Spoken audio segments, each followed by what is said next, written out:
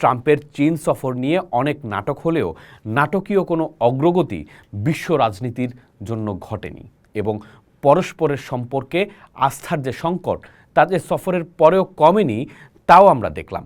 বিমানে ওঠার আগে ট্রাম্পের বহরে থাকা কর্মকর্তারা চীনা কর্মকর্তাদের দেয়া সব সামগ্রী ফেলে দিয়েছেন। মার্কিন গণমাধ্যম বলছে সম্ভাব্য নজরদারি বা ট্র্যাকিং থাকাটাই এই পদক্ষেপ নেওয়া হয়।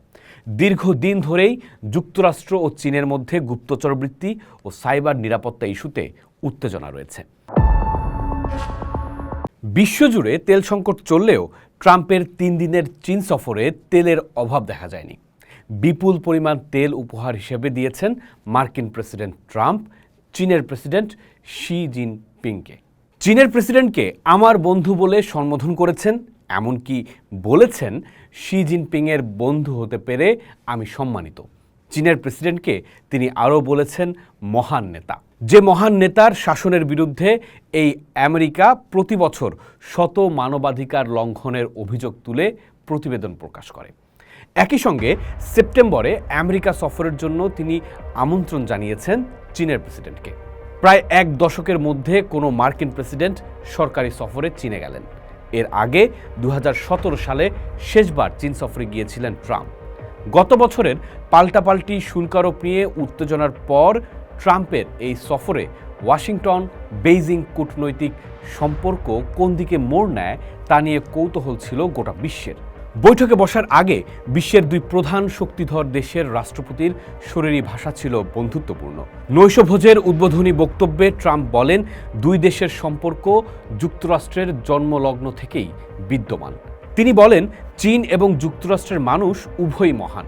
চীনের মহান জাতির পুনর্জাগরণ এবং মেকিং আমেরিকা গ্রেট অ্যাগেইন লক্ষ্য দুটি হাত ধরাধরি করে চলতে পারে। কারা ছিল ট্রাম্পের সফরসঙ্গী?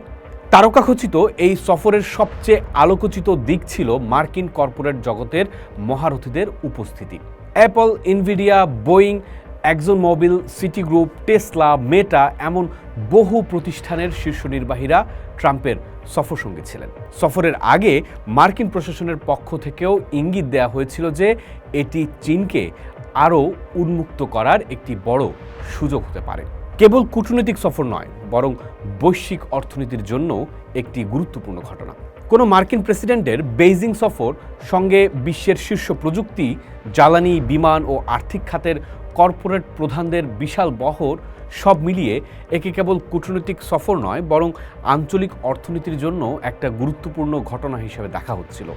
ট্রাম্প প্রশাসন মূলত দেখাতে চেয়েছিল যুক্তরাষ্ট্রের বড় ব্যবসাগুলো এখনও চীনা বাজারে প্রবেশ এবং সম্প্রসারণে আগ্রহী। বিশেষ করে কৃত্রিম বুদ্ধিমত্তা, সেমিকন্ডাক্টর, জ্বালানি, বিমান ও ভোক্তা প্রযুক্তি খাতে নতুন সুযোগ তৈরির আশা ছিল। কিন্তু সফর শেষে দেখা গেল প্রত্যাশিত বড় কোনো বাণিজ্য চুক্তি হয়নি, নতুন শুল্ক সমঝোতা হয়নি, প্রযুক্তি নিষেধাজ্ঞা শিথিল হয়নি, এমনকি 2 দেশের মধ্যে দীর্ঘমেয়াদী অর্থনৈতিক কাঠামোগত বিরোধেরও দৃশ্যমান সমাধান আসেনি বলে জানিয়েছে রয়টার্স। বিশ্বের সবচেয়ে গুরুত্বপূর্ণ দ্বিপক্ষীয় সম্পর্ক বৈঠক থেকে কী ফল এলো? চীনের প্রেসিডেন্ট বলেন তিনি এবং ট্রাম্প 2 জাতির প্রত্যাশা সম্পর্কে পুরোপুরি সচেতন। তিনি বলেন আমরা একাধিক বৈঠক ও ফোনালাপ করেছি এবং 2 দেশের সম্পর্ককে স্থিতিশীল রেখেছি। আমরা দুজনই বিশ্বাস করি যে চীন মার্কিন সম্পর্ক বিশ্বের সবচেয়ে গুরুত্বপূর্ণ দ্বিপক্ষীয় সম্পর্ক। আমাদের অবশ্যই একে সফল করতে হবে এবং কখনোই একে নষ্ট করা যাবে না। এমন বলা হলেও বৈঠকে ফলাফলের তার প্রভাব কি দেখা গেল? দেখা গেল এই সময়ের সবচেয়ে বার্নিং কোশ্চেন ইরানে মার্কিন হামলা বা ইরান মার্কিন যুদ্ধ নিয়ে চীনের পররাষ্ট্র মন্ত্রণালয় খুব একটা কথা বলেনি। কিন্তু হোয়াইট হাউসের বিবৃতিতে জানানো হয়েছে উভয় দেশ একমত হয়েছে যে ইরান কখনোই পারমাণবিক অস্ত্র হাতে পেতে পারে না। এক বিবৃতিতে বলা হয়েছে 2 দেশই বিশ্বব্যাপী জ্বালানি সরবরাহ সচল রাখতে হরমুজ প্রণালী উন্মুক্ত রাখার বিষয়ে ঐক্যমত পোষণ করেছে।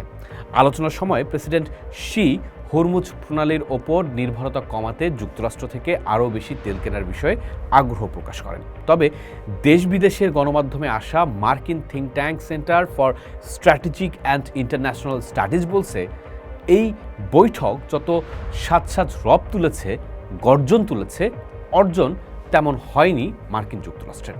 এর প্রথম কারণ, যুক্তরাষ্ট্র ও চীনের পারস্পরিক অবিশ্বাস এখন অনেক গভীর। দুই দেশের বাস্তবতা এখন কেবল 2018 সালের বাণিজ্য যুদ্ধের পর শুল্ক বিরোধের মধ্যেই সীমাবদ্ধ নেই। বর্তমানে এর সঙ্গে যুক্ত হয়েছে প্রযুক্তি নিয়ন্ত্রণ, সামরিক প্রতিদ্বন্দ্বিতা, তাইওয়ান প্রশ্ন, দক্ষিণ চীন সাগর, সাইবার নিরাপত্তা এবং ভূরাজনৈতিক আধিপত্যের লড়াই। চীন মনে করে যুক্তরাষ্ট্র তাদের প্রযুক্তিগত উত্থান ঠেকাতে চায়। অন্যদিকে ওয়াশিংটনের অভিযোগ, চীন রাষ্ট্রীয় ভর্তুকি, প্রযুক্তি চুরি এবং বাজার নিয়ন্ত্রণের মাধ্যমে অসম প্রতিযোগিতা তৈরি করছে। এই বাস্তবতায় একটি সফরে গিয়ে বড় অর্থনৈতিক সমঝোতা করা রাজনৈতিকভাবে দুই পক্ষের জন্যই কঠিন।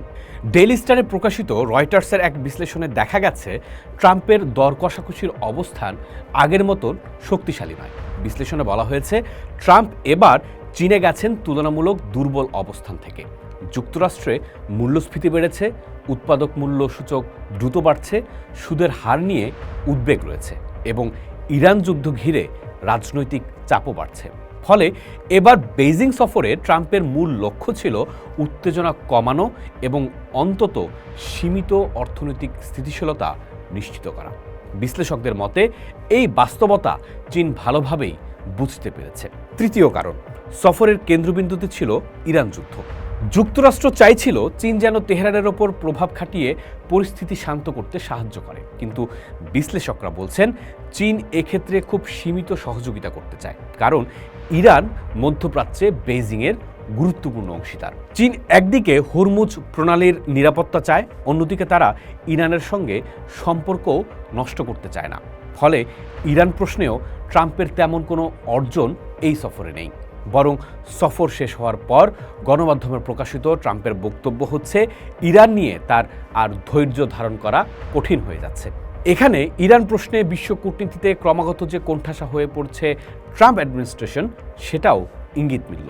তাই প্রাথমিক বিশ্লেষণে বলা চলে, ট্রাম্পের চীন সফর নিয়ে অনেক নাটক হলেও নাটকীয় কোনো অগ্রগতি বিশ্ব রাজনীতির জন্য ঘটেনি এবং পরস্পরের সম্পর্কে আস্থার যে সংকট তাদের সফরের পরেও কমেনি, তাও আমরা দেখলাম। বিমানে ওঠার আগে ট্রাম্পের বহরে থাকা কর্মকর্তারা চীনা কর্মকর্তাদের দেয়া সব সামগ্রী ফেলে দিয়েছেন।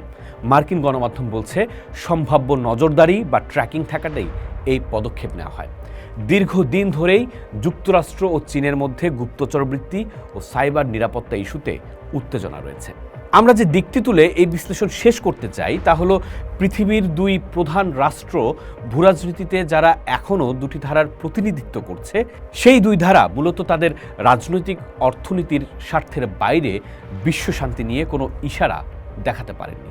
অথচ ধারণা করা হচ্ছে, ইরান যুদ্ধের পরিস্থিতিতে পৃথিবী নতুন একটি অর্ডারের দিকে যেতে পারে। তাই আমাদের প্রশ্ন, সেই অর্ডারের নেতৃত্ব চীন দিতে পারে এমন সম্ভাবনাও কতটা দেখা গেল এই সফরে? পোস্ট দেখুন, ভাবুন, করুন, থাকুন পোস্টের সাথে।